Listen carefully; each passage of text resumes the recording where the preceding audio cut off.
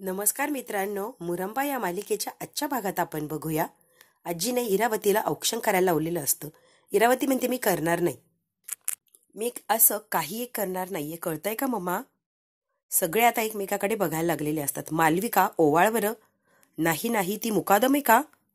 तू मुकादमे ना इरावती, मग तूच औक्षण केलं पाहिजे. चल बरं. अक्षय म्हणतो आत्या कर ग तिचं औक्षण, संपून टाके सगळं. काय लावले हे नाटकं, कर पटकन. आता नाविलाज म्हणून इरावतीला रमाचं औक्षण करायलाच लागतं, पाय धुवायला लागतात आणि तिला आदराने घरात घ्यायलाच लागतं. हे सगळं काही केलेलं असतं इरावतीने. इरावती जेव्हा रमाचं औक्षण करत असते तेव्हा चोरून चोरून अक्षय तिला बघत असतो. अक्षय कितीही वरून वरून नाही म्हटला तरी त्याला आतमधून छान वाटलेलं असतं की रमा आलीये त्याच्या घरात. आणि औक्षण केलेलं असतं ही फक्त मजबुरी असते इरावतीची. सगळ्यांच्या समोर तिला काही एक करता येत नाही आणि त्याचाच फायदा घेतलेला असतो आजीने. आता रमा पहिलं पाऊल घरात टाकायलाच लागलेली असते. लगेच आजी म्हणते, हो आणखीन एक गोष्ट सांगायची राहिली या. जी व्यक्ती गणपती घेऊन घरात येतो, विसर्जन होईपर्यंत त्या व्यक्तीने आपल्याच घरात राहायचं, ही परंपरा आणि पद्धत आहे. आणि हो, त्यामुळे रमा या घरात 10 दिवस म्हणजे गणपती जोपर्यंत आहे तोपर्यंत राहणार. इरावती म्हणते, एक मिनिट, असली कुठलीही पद्धत नाही या, उगाच काही सांगू नको. आहे, मला आठवते की मामांजी आजारी होते त्यावेळेला गणपती आणायला कोणीच नव्हतं. शेजारच्या काकांनी गणपती आणला तर 5 दिवस ते आपल्या घरातच राहिले होते, त्यांच्या घरी गेलेच नव्हते. अगदी शेजारी घर होतं तरी सुद्धा. त्यामुळे इरावती, मी सांगतेय ना, जरा लक्षात घे. आता हे सगळं पथ्यावर पडलेलं असतं. आरोहीच्या आणि रमाच्या दोघींना एकत्र राहायचंच असतं आणि बरोबर देवाने ती संधी सुद्धा दिलेली असते. रमा आता आत यायला लागलेली असते. आरोही म्हणते, एक मिनिट, अरे बाबा तू पण बाहेर ये की. अक्षयला ती बाहेर बोलवते, रमाचा हात पकडते आणि अक्षयचा हात पकडते. आता आपण तिघे सोबत जाऊयात. आणि आता दोघही म्हणजे रमा अक्षय सोबतच आतमध्ये आलेले असतात. रमा आत यायला लागलेली असते. दारात ठेवलेलं धान्याचं माप जेव्हा रमा लात मारून ठोकरते तेव्हा सगळे बघायला लागलेले असतात. नवीन नवरदेव नवरीने जेव्हा घरात येताना जे माप ओलांडलेलं असतं, अगदी सगळं तसंच झालेलं असतं. आधी औक्षण केलेलं असतं आणि मग माप ओलांडून अक्षय रमा आतमध्ये आलेले असतात. इरावती म्हणते, आमच्या आयुष्यात आलीच खरी, पण 2 दिवसाच्या वर या घरात कशी राहते ना ही इरावती बघतेच आता. अशी काही तुझी हालत करते ना की एका दिवसात तू पळून गेली पाहिजे. गणपती आता बसवायची तयारी चाललेलीच असते. पूजा वगैरे करून त्यांना विराजमान करायचंच असतं तिथे. तोपर्यंत थोडी लगबग चाललेली असते. अक्षय आणि रमा एकमेकांकडे चोरून चोरून बघत असतात. मालविका म्हणते, मॅडम तुमची सत्ता तर गेली. इरावती म्हणते, तुला खूप कळतं का पॉलिटिक्स मधलं? माझी सत्ता नाही जाऊ शकत इतक्या सहजासहजी. खुर्चीवर अगदी घट्ट पायरून बसलेली आहे मी. कोणीही माझी खुर्ची घेऊ शकत नाही. मी इरावती आहे. सगळं काही प्लॅनिंग असतं ह्या इरावतीकडे. सीमाला मात्र खूप आनंद झालेला असतो की रमा आलीये घरात. सीमाला हेच अपेक्षित असतं की रमाने यावं आणि पहिल्यासारखं सगळं सुरळीत करावं. इरावती आता रमाच्या जवळ येऊन उभी राहते. औक्षणाचं ताट तिच्या हातातच असतं. मनातल्या मनात म्हणते, तुला खूप हौस आहे ना बाई गणपती बसवायची, आमच्या घरी यायची. बघ आता कशी राहते आणि कशी गणपती बसवते. जिथे गणपती घेऊन रमा उभी राहिलेली असते, दिव्यातलं तेल मुद्दाम तिथे सांडून देते की रमा आता पुढे पाय टाकला की तशीच घसरणार. गणपतीसह रमा खाली पडणार. गणपती बसवणंही राहील आणि रमाला इथे राहणं तेही राहून जाणार. सगळंच काही विस्कळून जाणार. हा प्लॅन असतो इरावतीचा. बरोबर दिव्यातलं तेल तिच्या पायाच्या खाली टाकलेलं असतं इरावतीने. तेल टाकते आणि ते ताट सीमाच्या हातात देते आणि हे राणीला दे, ते ठेवून देईल. मुद्दाम सगळ्यांच्या समोर इरावती म्हणते आणि सीमाकडे ते ताट देऊन देते. आजी म्हणते, रमा चल आता झाली सगळी तयारी. रमा हो म्हणते आणि पहिलं पाऊल पुढे टाकते. तेलावरून अशी काय घसरली जाते. अक्षय आता रमा पडत असते तेव्हा तिलाही सावरतो आणि गणपतीलाही सावरतो. रमाच्या दोन्ही हाताला अक्षयने हात लावलेले असतात. अगदी घट्ट असं तिला पकडलेलं असतं.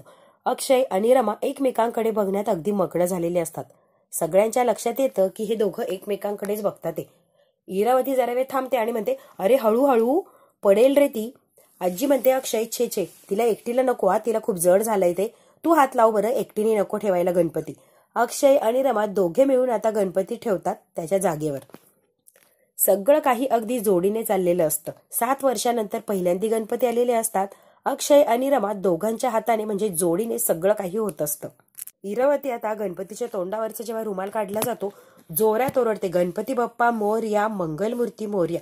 मला खूप आनंद झालाय असं इरावती अक्षयच्या समोर आता दाखवत असते. रमाला माहिती असतं इरावतीला किती आनंद झालाय. आजी म्हणते, बघितलं का, बाप्पाला जे घडवून आणायचं असतं ते काही झालं, कितीही विघ्न आले तरी तो घडवून आणतोच. आता काका म्हणतात, म्हणूनच त्याला विघ्नहर्ता म्हणतात, की सगळी दुःख संकट दूर लोटतो तो, म्हणूनच आपला आहे तो विघ्नहर्ता. इरावती म्हणते, वहिनी ताड दिलं होतं जरासं हातात पकडायला, ते तरी व्यवस्थित पकडायचं ना. मालविका, त्या वहिनीला आतमध्ये घेऊन जा बरं जरा, इथं आरती करायची, इथे नकोय ती. सीमा म्हणते, नाही नाही, मी इथेच थांबणार, मी जाणार नाही आत. 1 मिनिट, याच्या आधीही सांगितलंय आईंशी असं वागायचं नाही, अगदी व्यवस्थित आणि चांगली अशी वागणूक द्यायची. इरावती म्हणते, नीट बोलावं म्हटलं की तू सुरुवात करती गे रमा. 1 दिवसाचं बाळ माझ्या हातात टाकून गेली, घरच्यांचा मागचा पुढचा काही विचार केला नाही, 7 वर्षांनी येऊन मला शहाणपणा शिकवतीये.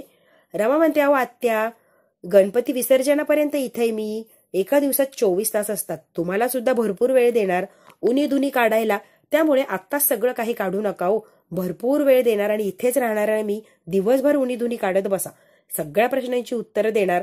पण आता कसं आहे ना, गणपतीची आरती पूजा सगळं काही व्यवस्थित होऊ द्या, मग आपलं चालू देऊ. कसं आहे आत्या, पटलं का माझं म्हणणं?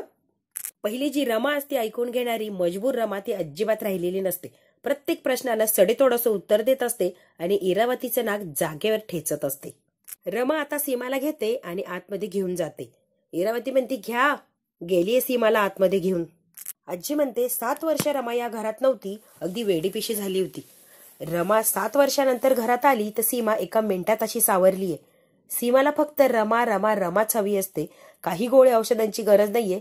रमा आणि सीमा एकत्र असले की सगळं काही दूर होणार आणि पहिल्यासारखी नॉर्मल होणार माझी सीमा. रमाकांत काका म्हणतात, खरंय आई तू बोलती येते, बाप्पाचे आशीर्वाद. रमा आली आणि सगळं काही चांगलं घडायला लागलंय बघ आता. मला असं वाटतं की हळूहळू सगळं काही व्यवस्थित करणार हा गणपती बाप्पा, त्याचेच आशीर्वाद आई हे.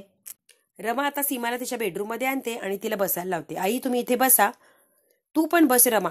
आणि हो, आता मला सोडून कुठेही जायचं नाही या रमा, तूही माझ्याजवळच राहायचं, माझ्यासोबतच खायचं प्यायचं, आपण एकत्र वेळ घालूया. रमा, खूप दिवसांची वाट बघतीये ग तुझी मी, आता आलीये ना, आता मला सोडून कुठे जाऊ नको हा. बिचारी सीमाची इतकी वाईट अवस्था असते की रमाच्या डोळ्यात अगदी पाणी आलेलं असतं. इतकी छान हसती खेळती सगळ्यांची काळजी घेणारी सीमा, इरावतीने तिची अशी अवस्था करून टाकलेली असते की धड बोलूही शकत नाही आणि उभंही राहू शकत नाही. रमा म्हणते, आई अजिबात काळजी करू नका, मी आहे ना, आता सगळं काही छान होणार आणि तुम्हाला सोडून मी कुठेच जाणार नाहीये. रमा म्हणते, आई इतकं प्रेमाने बोलताय वागताय आणि मी जशी घरात आली तसं तुमच्या चेहऱ्यावर आनंद, इतक्या खुलल्या तुम्ही. आई, तुम्हाला माझा राग येत नाही का हो? अगदी 7 वर्षांनंतर आलीये, तुम्हाला मी सोडून गेले, मागं बघितलं सुद्धा नाही आणि मी गेल्यामुळे तुमची अशी अवस्था झाली, तुम्हाला चीड राग येत नाही का मला बघून? सीमा म्हणते, नाही नाही नाही, मला काही नाही, मला खूप आनंद झालाय रमा. रमा म्हणते, नाही आई, तुम्ही मला शिक्षा करा, मी शिक्षा करायच्या लायकीचीच आहे. सीमाचा हात पकडते आणि स्वतःला मारायला लागते. सीमा आता जोऱ्यात ओरडायला लागते, नाही नाही नाही, तुला मी मारू शकत नाही, तुझा काही एक दोष नाहीये. रमा, मी तुला मारणार नाही आणि तुझ्यावर मी नाराज सुद्धा नाहीये. आता या दोघींचा गोंधळ चाललेला असतो तेवढ्यात आजी येऊन बसते. आजी म्हणते, रमा अगं का स्वतःला दोष देतीये तू? तुझा काही एक दोष नाहीये, आम्हाला माहितीये, तुझी काही एक चूक नाहीये, सगळं काही इरावतीने कारस्थान केलं हे आम्हाला माहितीये आणि हे मलाही सगळं माहितीये आणि सीमाला सुद्धा. आणि तुला माहितीये का रमा, तुझी काही चूक नाहीये, तुला ब्लॅकमेल करतीये, तुला टॉर्चर करतीये इरावती, हे सीमाला कळालं तसं मलाही कळालं होतं आणि सीमा हे अक्षयला सांगण्यासाठी अगदी धावत पळत निघाली होती. सगळं सत्य अक्षयला सांगायचं आणि तुला थांबवायचं, या जाचातून तुला मुक्त करायचं हे सीमाने हिम्मत करून ठरवलं होतं. पण कसं आहे ना, ती तुम्हाला सांगायला येणार त्याच्या आतच तिचा ऍक्सिडेंट झाला. काय सांगताय आजी? हो, सीमाचा ऍक्सिडेंट झाला. खरं तर ऍक्सिडेंट तो झाला नव्हता, घडवून आणला होता इरावतीने. इरावतीने जब्बर असं हिला मारलं होतं सीमाला डोक्याला. त्यामुळे सीमाच्या डोक्याला लागल्यामुळे ती अगदीच वेडीपिशी झाली आणि बेशुद्ध झाली आणि तिची ही अवस्था आतापर्यंत आहे तशीच आहे. इरावती कसल्या तरी गोळ्या खाऊ घालते आणि नेहमी हिला धमकी देऊन ठेवते. सीमा सारखी घाबरलेली असते आणि भीतीच्या वातावरणात राहून राहून सीमाची अशी अवस्था झालीये. सगळं काही इरावतीने केलंय, मलाही इरावती त्रास देतीये आणि सीमाला सुद्धा. रमा, आम्हाला माहितीये तू घरातून गेली, यात तुझा काही दोष नाहीये. सगळं काही प्लॅन इरावतीने घडवून आणला होता, त्यामुळे तुला 7 वर्ष तुझ्या मुली सोडून, अक्षयला सोडून या घरापासून लांब राहायला लागलं. आम्हाला दोघींना माहितीये आणि तुला माहितीये, त्यामुळे आता इरावतीचं आपल्याला काहीतरी नक्कीच करायला लागणार. आजी तुम्ही काय सांगताय? हो, मी सांगितलंय त्यातला शब्द न शब्द खराय. सीमाची जी अवस्था आहे त्याला तू नाही तर इरावती जबाबदार आहे. आजीने आता एका मिनिटात सगळी काही परिस्थिती सांगून टाकलेली असते ह्या रमाला. आजी म्हणते रमा आणि सीमा ऍक्सिडेंट झाला किंवा भिंतीवर आदळली याचा आळ माझ्यावर घेतला. इरावती म्हटली आई तूच केलंय सगळं काही, म्हणून तिने मला अनाथ आश्रमात ठेवलंय आणि इथे सांगते की मी तीर्थयात्रेला जाते आणि व्हिडिओ रेकॉर्डिंग केलेला आहे त्यावरती मला ब्लॅकमेल करते. मी हे केलंय हे कुणालाही सांगायचं नाही, कारण व्हिडिओमध्ये तू हिला पाडलंय असं दिसतंय. त्यामुळे तू दोषी ठरणार आणि जेलमध्ये सुद्धा तुला पाठवू शकतात. त्यामुळे आई अजिबात तोंड उघडायचं नाही आणि सीमाला मी मारलंय किंवा सगळं कारस्थान माझंय हे जर अक्षयला सांगण्याचा प्रयत्न केला तर मी हा व्हिडिओ दाखवणार आणि तुला पोलिसांच्या ताब्यात देणार की सीमाला मारण्याचा प्रयत्न तू केला. त्यामुळे बघ रमा मी घाबरले आणि आतापर्यंत हे सत्य कुणाला सांगितलं नाही, अगदी अक्षयला सुद्धा नाही. पहिल्यांदा तुला सांगतेय मी. भयानक असं सत्य रमाच्या समोर आलेलं असतं. अगदी गणपती बाप्पा घरात आले आणि हळूहळू सगळं काही रमाच्या समोर यायला लागलेलं असतं. आजी म्हणते मला दिसत होतं की इरावती वाटोळ करतीये सगळ्या प्रॉपर्टीचं, कंपनीचं, घरादाराचं, माणसांचं. प्रत्येक माणसाची तिने नासधूत केली. माणसात माणूस ठेवलं नाही. तिला हवंय तसंच तिने केलं. आता फक्त अक्षय राहिलाय बर्बाद करायचा आणि त्याला बर्बाद केलं की इरावतीचं ध्येय पूर्ण होणार. मी बघत होते रमा, पण मला तिने धमकी दिल्यामुळे मी काही करत नव्हते. सीमा आता आजीच्या गळ्यात पडते आणि खूप अशी रडायला लागलेली असते. आजीची आणि सीमाची अवस्था बघून रमाला इतकं वाईट वाटलेलं असतं. ती म्हणते का मी गेले त्यावेळेला जर मी इथे राहिले असते तर यांच्यावर ही वेळच नसते. इरावतीने जे टॉर्चर केलं त्याला जर प्रतिकार केला असता तर आज ही कुणाचीच अवस्था नसती किंवा जी वाताहत झालीय ती कुणाचीच वाताहत नसते. आजीने सगळं काही एका मिनिटात सांगितलेलं असतं. यामुळे आता रमाला आणखीनच बळलेलं असतं. इरावतीचा आता सामना करायचाच. रमा म्हणते आई आजी मी काहीच करू शकत नाहीये. मी जर काही करण्याचा प्रयत्न केला तर इरावती यांना काहीतरी करेल किंवा आरोहीला काहीतरी करेल. याच्या आधी मला यांच्या जीवाची धमकी द्यायची. आता तर इरावतीला हे आणि आरोही दोन दोन शिकार आहेत. त्यामुळे मला काहीही करता येणार नाहीये. फक्त बघायची भूमिका घ्यायला लागणार. मला फक्त आरोही सोबत थोडासा वेळ घालवायचा होता म्हणून इथं आले आणि थोडा वेळ घातला की मी परत जाणार. मी काही करू शकत नाही. माझ्या हातात काहीच नाहीये. आजी म्हणते रमा तू असं म्हणू नको ग. तू आली आम्हाला थोडा आधार आला किंवा तू काहीतरी करू शकते म्हणून आम्ही थोडे आनंदी आहोत. तूच असं नाही म्हटलं तर आम्ही कसं करायचं? आजी म्हणते घरात कुणीच नाहीये. रमा म्हणते मला असं वाटायचं की घरात सगळे अभिदादा, आनंददादा, वहिनी सगळे घरात कुणीच नाही. एक एक करून इरावतीने सगळ्यांना घराच्या बाहेर काढलं. प्रत्येकाला असं वेगळं केलं. आनंद, जान्हवी वेगळे झाले. पार्थ तिथे राहिला आणि दोन दिशेला दोघं गेले. अभिही लग्न केलं आणि तो निघून गेला. अर्था इथेच राहिली. पूर्ण घराची वाताहत करून टाकली इरावतीने. अगदी कुणीही शिल्लक ठेवलेलं नाहीये. मयुरीने सुद्धा परत कुणाचा तरी हात धरला आणि निघून गेली. ताराला इथे ठेवलं. सगळी पोरं इथे ठेवली. बिचारा अक्षय सगळ्यांना सांभाळतोय. इरावतीला जे करायचंय ते करतीये. अक्षय मात्र लढतोय. अक्षयच्या काही एक लक्षात येत नाही इरावतीचे काय खेळ चाललेत. दुबईला गेलाय अभिषेक आणि अर्थासाठी आठवणीने पैसे पाठवतो दुबईवरून. सगळे पैसे अर्थाचे इरावती घेते. कुणाला 1 रुपया सुद्धा देत नाही. सगळं काही हाल चाललंय. थोड्या पैशांमध्ये अक्षय मात्र बिचारा ऍडजस्ट करत असतो. त्याची मात्र तिला कीव येत नाही. अजूनही त्याला त्रासच देत असते. तेवढ्यात राणी आलेली असते. आई तुमच्या औषधांची वेळ झाली. सीमा आई तुम्ही गोळ्या घ्या बरं. नाही मला गोळ्या नको, मला औषध नको. रमा म्हणते माझं ऐकणार नाहीये का तुम्ही? तुम्हाला बरं व्हायचंय ना? हो मी ऐकणार आहे तुझं, मग घ्या बरं औषध. सीमा आता अजिबात त्रास देत नाही आणि लगेच औषध घेतलेलं असतं. राणी म्हणते अरे वा, आरडाओरडा नाही, त्रास नाही, एका मिनिटात औषध घेतलं. खरंच काय मज्जा आहे. सीमा आईने काहीही केलं नाही आणि लगेच औषध घेतलं. सीमा म्हणते तू इथून जा. राणी इथून निघून जा. माझी रमा आहे ना, तू जा. आजी म्हणते बघितलं का, तुझी या घराला गरज आहे. तू आली रमा की सगळं काही व्यवस्थित होणार. इरावतीला घराच्या बाहेर काढ आणि तिच्या तावडीतून अक्षयला तरी निदान सोड. कोणालाच तिने सोडलं नाही. अक्षयला तरी वाचव. इरावती आजी तुम्हाला चांगलंच माहितीये. इरावती कशी आहे आजी तुम्हाला चांगलंच माहितीये. जोपर्यंत इरावतीच्या विरोधात आपल्याकडे ठोस पुरावा नाही तोपर्यंत अक्षय माझ्यावर विश्वास ठेवणार नाही आणि इरावती घराच्या बाहेर जाणार नाही. आपल्याकडे जेव्हा मजबूत ठोस असा काही पुरावा असेल तेव्हाच अक्षय ऐकून घेतील, आपल्यावर विश्वास ठेवतील. त्यामुळे आजी जोपर्यंत आपल्याकडे काही हाताला लागत नाही तोपर्यंत जे चाललंय अगदी तसंच चालणार. मी सुद्धा काही करू शकत नाही. काहीतरी कर रमा, तुझ्याकडूनच अपेक्षा आहे आता. आजी म्हणते, रमा 5 दिवस आहे बरं तुझ्याकडे या घराला, अक्षयला, तुझ्या आरोहीला जिंकून घेण्यासाठी. पहिला आणि शेवटचा चान्स आहे हा, आतातून जाऊ देऊ नको. 5 दिवसात अगदी दुनिया सुद्धा बदलता येते. तुला फक्त अक्षय आणि आरोही तुझे करून घ्यायचेत. रमा बघ तुला काय करायचंय. संसार पहिल्यासारखा थाटायचा असेल, हिम्मत करायलाच लागणार आणि इरावतीच्या विरोधात तुला उभंच राहायला लागणार. बघ आम्ही दोघी तुला साथ देऊ, पण तू सुद्धा हिमतीने उभा राहा आणि इरावतीचं काहीतरी कर ग बाई. इकडे आता मालविका आणि इरावती असतात. इरावतीने डोळे बंद केलेले असते. मालविका तिला जरा हलवते आणि म्हणते, काय हो, झोपलात की काय? घरात काय तमाशा चाललाय? तुम्ही मात्र झोपा काढा. इरावती म्हणते, अगदी व्यवस्थित माहितीये घरात काय चाललंय आणि मला काय करायचंय. मला शहाणपणा शिकवायला जाऊ नको. रमाची अजिबात काळजी करू नको. मागच्या वेळेला अशी चिमटीत पकडली आणि रमाला घराच्या बाहेर फेकून दिली. अक्षयच्या आयुष्यातूनच फेकून दिली होती. या वेळेला तर मला चिमटी पकडायची सुद्धा गरज नाहीये. अगं अक्षयच तिला बाहेर फेकून देणार.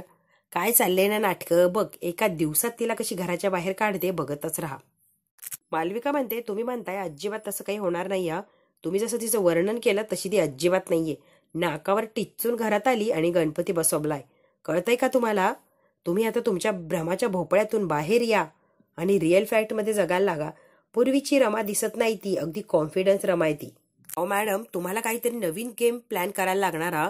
नाहीतर ती अक्षयला दाखवून देणार तुम्ही किती चुकीच्या आणि तो किती बरोबर, किंवा त्याच्यावर किती अन्याय होतोय. तुम्ही सगळ्यांना किती टॉर्चर करता. नक्कीच हे रमा अक्षयला दाखवून देण्याचा प्रयत्न करणार. असा काहीतरी प्लॅन करा की अक्षयच्या काही एक लक्षात येणार नाही आणि रमा सुद्धा अलगद घराच्या बाहेर जाणार. मॅडम कळतंय का काय सांगतेय मी? इरावती म्हणते, समोर ये. माझं काही चुकलं का मॅडम? अगं ज्या शाळेमध्ये तू शिकतीये ना, ती शाळा मी स्वतः चालवतीये. त्यामुळे तू मला अक्कल शिकवायला जाऊ नको. कळतंय का? पैसे घेते ना कामाचे, तेवढंच काम कर. एक्स्ट्रा डोकं चालवू नकोस. पण एक गोष्ट कळती का? तू डोकं चालवलं या थोडंफार तरी. गेम तर काहीतरी करायला लागणारच की जेणेकरून रमा सुद्धा निघून जाणार आणि अक्षयला सत्य काही कळणार नाही. सगळे अगदी माझ्या मुठीत आहे ना, तसे माझ्या मुठीत राहणार. काहीतरी डोकं लावतीये ही इरावती आणि काहीतरी गेम मला प्लॅन करायलाच लागणार. असा काहीतरी गेम करते ना की अक्षय माझ्यापर्यंत येणारच नाही. डायरेक्ट बाहेरच्या बाहेर रमाला हकलवून तिकडूनच काढून देणार. कळतंय का मालविका? हो मॅम, अगदी तुम्ही म्हणताय ना तसंच आपण करूया. तिथे आता तारा आलेली असते. अगं ग्रॅनी, थोडेसे पैसे दे की. अगं तारा, आत्ताच दिले होते ना बाळा. अगं संपलेत, अजून हवेत मला.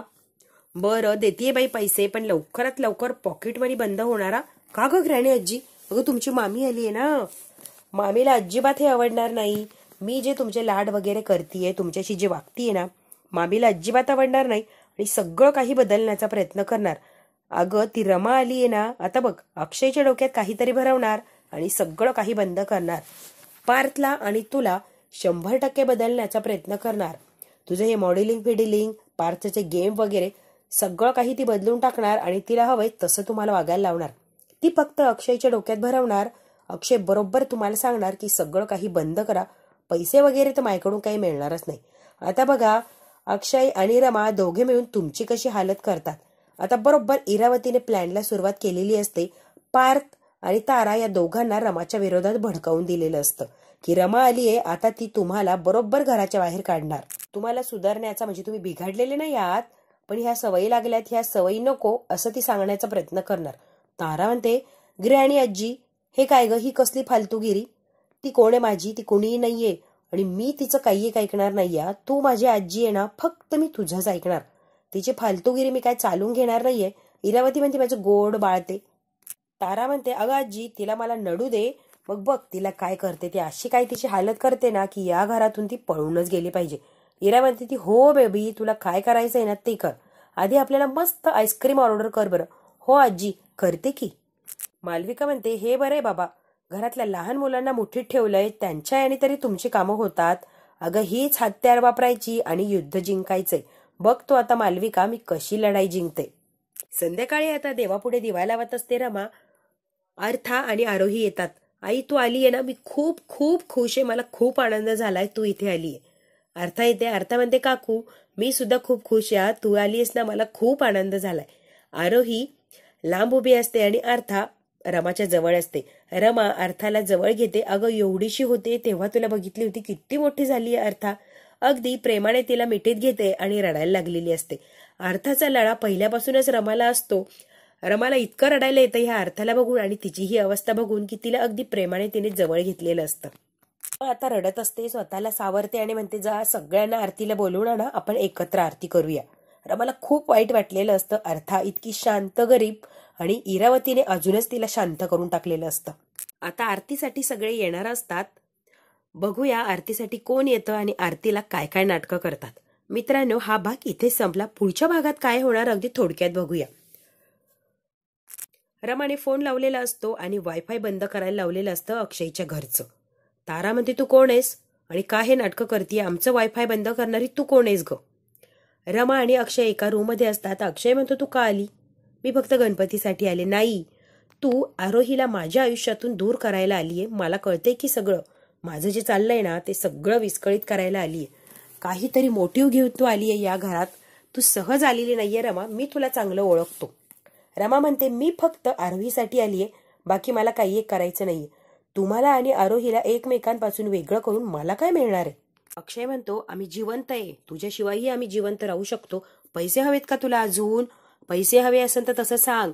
अगदी हात जोडतो, तुझ्या पाया पडतो, पण इथून निघून जा ग बाई, इथून निघून जा. आज रात्रीच इथून निघून गेली पाहिजे, तुला मी सांगतोय. आणि मला असं वाटतंय की मी जे सांगितलंय ते तुला नक्कीच कळणार. तू आज रात्रीच कुणाला न सांगता इथून निघून जाणार. माझ्या आयुष्यातून, माझ्या मुलीच्या आयुष्यातून कायमची निघून जा. आम्ही जसं जगतोय तसं आम्हाला जगू दे. बदलण्याचा किंवा आमच्या आयुष्यात परत येण्याचा प्रयत्न करू नको. तुझ्या पाया पडतोय मी. अक्षयने अगदी हात जोडून पाया पडून रमाला विनंती केलेली असते की माझ्या आयुष्यातून किंवा मुलीच्या आयुष्यातून निघून जा, मी तुझ्या पाया पडतोय. रमा आता अक्षयकडे पाहतच थांबलेली असते की माझ्या विषयी याच्या मनात किती तिरस्कार भरलाय. मला एक सेकंद सुद्धा सहन करू शकत नाही. आजच्या आज निघून जा असं अक्षयने सांगितलेलं असतं.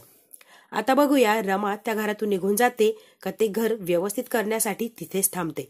हे जर बघायचं असेल तर बघायला लागणार उद्याचा भाग. मित्रांनो, हा भाग इथेच संपला. व्हिडिओ आवडल्यास लाईक, शेअर, सबस्क्राईब नक्की करा. धन्यवाद.